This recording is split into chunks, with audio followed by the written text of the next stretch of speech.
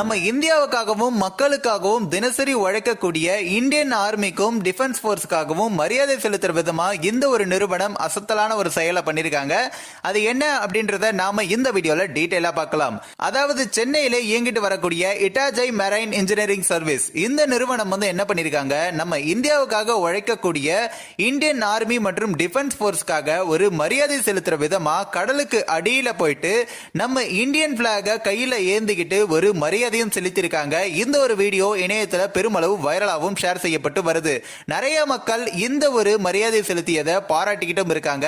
அது மட்டும் இல்லாம இந்த ஒரு கம்பெனி கிட்டத்தட்ட தொடர்ந்து நிறைய விதமான சர்வீஸும் மக்களுக்காக பண்ணிட்டு இருக்காங்க.